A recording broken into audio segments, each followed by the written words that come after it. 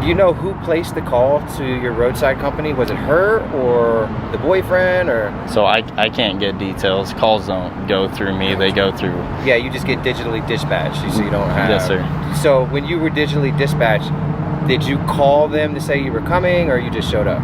I did call, and nothing went through. It went straight to voicemail. Okay. Yeah. Do you know if she had a phone on her at the time? She did state that her phone was dead. Her phone and was so dead. she used whatever guy, whoever this was, if it was her boyfriend, she used his phone. So that's how she did get in contact. Now, it's the smaller details like this that make me think that our roadside friend is actually legitimate.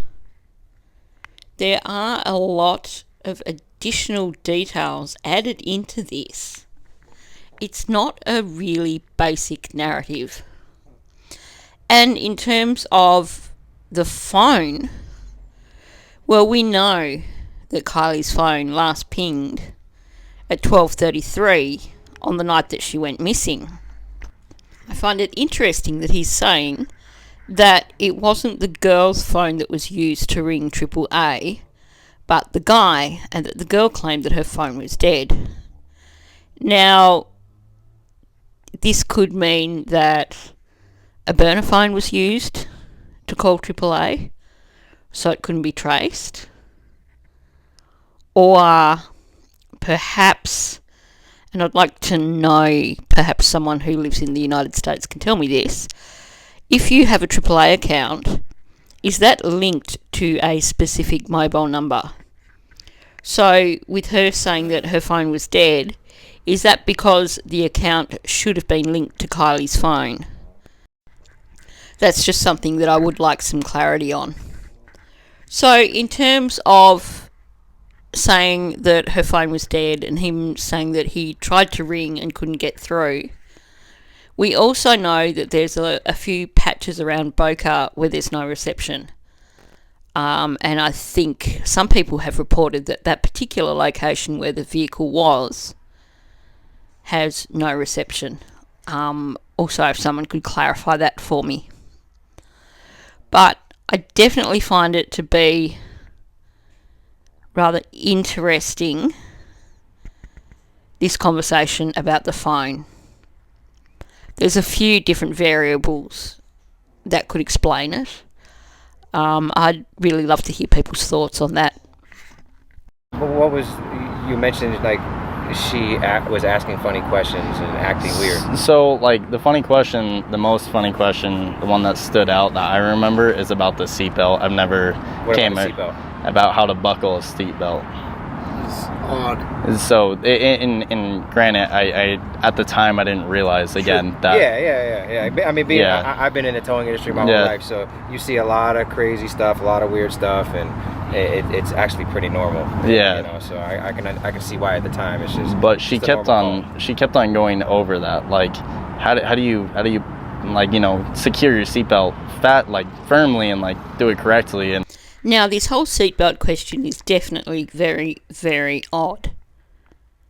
But there's a few things around that.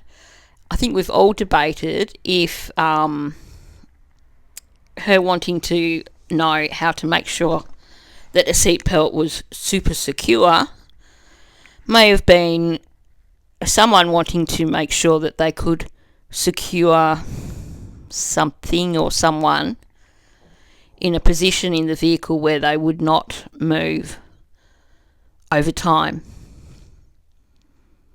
If you know where I'm going with that. Basically, let's talk about that seatbelt that was sticking out of the back hatch. What was that securing?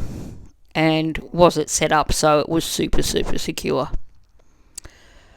But he does mention, I think we all got so caught on him talking about the seatbelt question because it really was odd. But we missed him saying that there were multiple odd questions. So here's a theory. Once again, going back to the video that I dropped yesterday.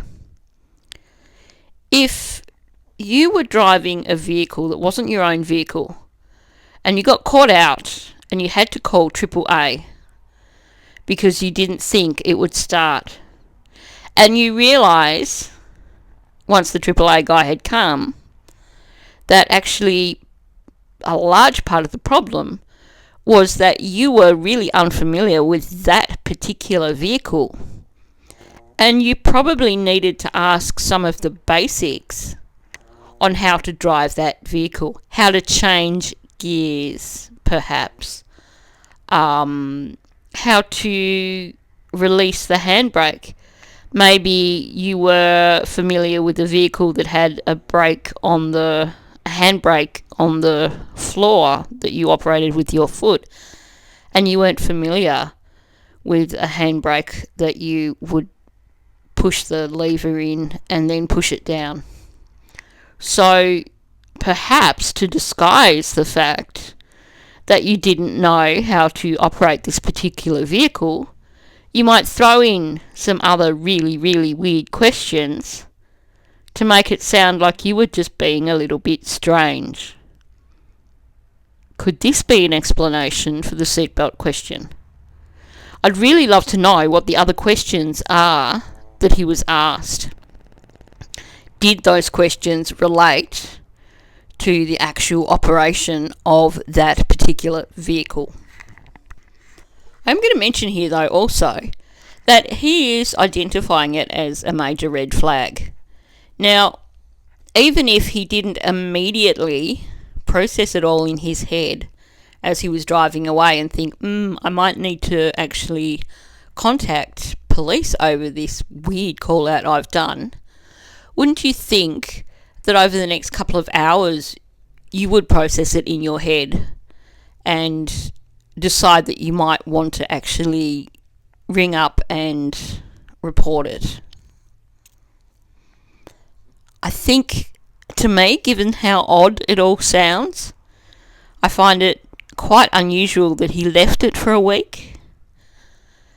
But then at the same time, I also recognise the fact that for me, with an ADHD brain, I will process things to the nth degree before I drop them. And it's quite possible that he just maybe brushed it off and didn't think anything more of it after he left.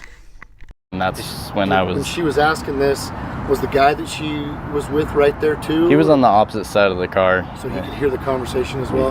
Yes, sir, yeah. And I did notice, and this is also something that I stated to the detective, that every single time the guy would come over to us, she would go on to the other side, and it was just like a back and forth, like a tag team, better to say. Like one person would come over, she wouldn't stay near him, and then it would go vice versa. Or if we were at the front of the car going about the battery and talking about the battery, he was always on one side, she was on another. They were never close to each other. It's really odd behavior, it seems like to me. Unless she didn't like who she was with. Sure, it could be that she didn't like who she was with, but I've always stuck with the theory here that they were basically herding him, making sure that he stayed at the front of the vehicle and didn't go near the back of the vehicle. He's stated that the way he parks his truck is that it's facing towards the vehicle where he's working, so that he can catch on camera what he's doing and he can catch the audio. So when you think about it that way, it is quite possible that with him parking the truck in front of the vehicle facing the front end, that there was no opportunity for him to go near the rear of the vehicle. And at the same time, with there being no opportunity for him to go near the rear of the vehicle, it sounds like these two individuals were determined to make sure that he did not go near the rear of the vehicle. That's my take on it. And I also think that this is something, this is one of those additional details which is too detailed for a made-up narrative, in my opinion. Unless we're still trying to push the abduction narrative. But then, if they're still trying to push the abduction narrative, at this point in time, we know the vehicle is definitely in the reservoir. So why would there be a need to continue to push the abduction narrative if, hypothetically, he was inserted to steer the narrative in any way? Right now, at this point in the interview, I'm actually believing him. I'd like to know what other people think at this point in time, but definitely the amount of detail that he is adding to his narrative makes me think that it is genuine. He's not trying to make a long-winded story, but he's adding the finer details, if that makes sense. She was uncomfortable. Mm-hmm. That screams awkwardness. Someone being uncomfortable, and when in that scenario, if he was there with her, he should have been right next to her. If not dealing with you the entire time, and exactly. not her. He didn't really speak that much, to be honest. Did she seem high or intoxicated or? I try not to judge people at that point, so I try not to, like, Possibly. I thought that maybe she was either hungover or just had a really rough day. She looked distressed, is what I could best describe as if you're going through a lot. So I understand, some people go through things, but now looking back at it, now it raises suspicion to me, and I know the detective on, okay, what is actually going on, what did happen that day, and what was the reason for her being gone. So I think that's pretty relevant. That's why I try to chase you guys down. He mentioned her being possibly hungover and somewhat stressed, or possibly having a bad day, but he didn't actually answer the question of if she could still be drunk or high. It's kind of interesting. It could just be that he's not sure. Maybe the behaviour was so unusual that he can't quite decide what was going on with her. Or maybe he was just trying to be diplomatic in this interview. Who knows? It is definitely interesting that his description of the state of mind of this individual. Is he saying that it appeared that she was more distressed than on drugs, or that she seemed hungover and distressed, which is kind of the literal version of what he was saying? I'm not sure, but it definitely goes to the fact that there's something very odd going on here, if this is indeed a truthful conversation. Now, he mentions that the guy said very little. So to me that says that the girl is the somewhat dominant individual in the pair. Now, let's take a step back for a minute and say, if we're presuming that this did actually occur, and if we are supposed to believe that this was Kylie and Jagger, which is, I think, the expectation that is put on us. Jagger is a car man. For starters, he would know how to start that car. So if it was Kylie and Jagger, this never would have happened. But the fact that the female is the dominant individual here, certainly Kylie could be the dominant individual, but if it was her and Jagger, in terms of vehicles and mechanics, you would expect Jagger to be the one doing a lot of the talking. Now, if, let's say, hypothetically, the girl was Sammy, she comes across as the leader in any kind of interaction or relationships. So, could it be that it was Sammy and perhaps one of her male friends, and the male friend was letting her take the lead because she knew what narrative she was trying to put out? Just a thought. As soon as I saw you. Can you show me on the map Yeah, where you saw her? absolutely. There's So, Boca? there's Prosser, there's Boca. Yep. Okay. Just drop a pin on the road exactly where you saw her. I sped this bit up and I muted it because it's kind of not important to the narrative. I will mention some people have been critical of the fact that he couldn't find the location straight away. But he's doing what I've found myself doing when I've tried to find locations on Google Maps.